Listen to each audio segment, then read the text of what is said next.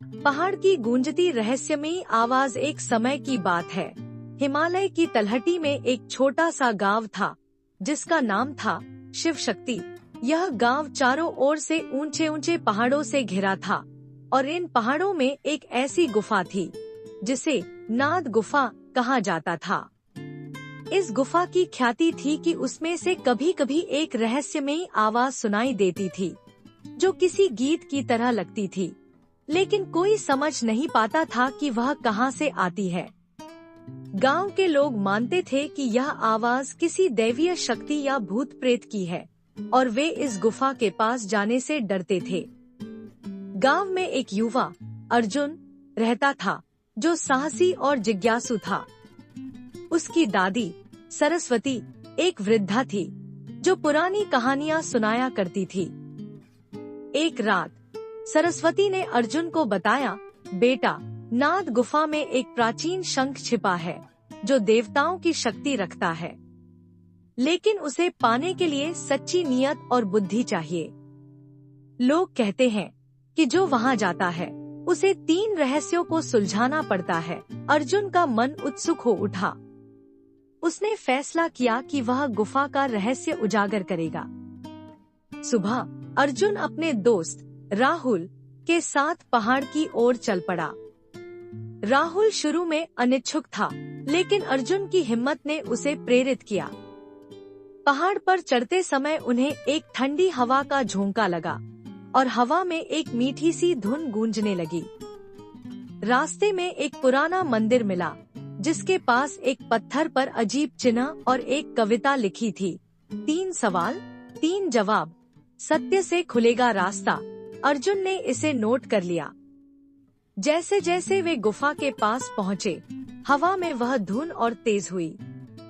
गुफा के सामने एक बड़ा पत्थर था जिस पर 3 सवाल उकेरे थे।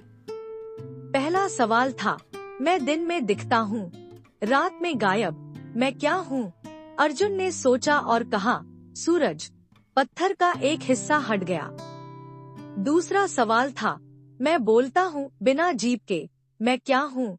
राहुल ने जवाब दिया, घंटी। दूसरा हिस्सा भी खुला। तीसरा सवाल था, मैं समय को मापता हूँ लेकिन चलता नहीं, मैं क्या हूँ? दोनों सोच में पड़ गए। अर्जुन ने कविता को फिर से पढ़ा और कहा, घड़ी। पत्थर पूरी तरह खुल गया और एक अंधेरी सुरंग दिखाई दी। सुरंग में प्रवेश करते ही उन्हें एक चमकती रोशनी दिखी। वहां एक सुनहरा शंख तैर रहा था जिससे वही रहस्यमयी धुन निकल रही थी। लेकिन जैसे ही अर्जुन ने शंख को छुआ, गुफा हिलने लगी और एक भारी आवाज बोली, तुम्हारा इरादा परखा जाएगा।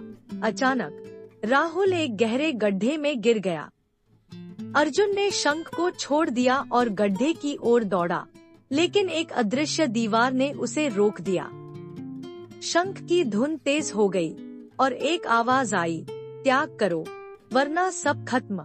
अर्जुन ने सोचा और शंख को नीचे फेंक दिया, कहते हुए, मैं अपने दोस्त की जान से ज्यादा कीमती कुछ नहीं चाहता।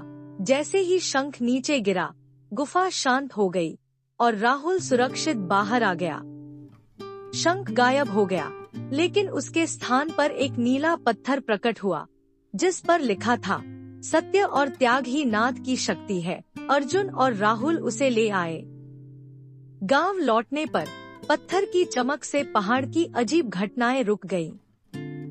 सरस्वती ने कहा, यह पत्थर नाद गुफा की शक्ति है जो सत्य और त्याग से जागृत हुई। गांव के लोग अर्जुन को सम्मान देने लगे। राहुल ने कहा, हमने सोचा था शंख ही सब कुछ है, लेकिन असली खजाना तो हमारे भीतर का सत्य था। कई साल बाद शिव शक्ति गांव शांतिपूर्ण हो गया।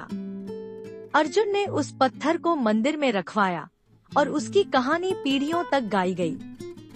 कभी कभी पहाड़ से वही मीठी धुन सुनाई देती, मानो प्रकृति का आशीर्वाद हो।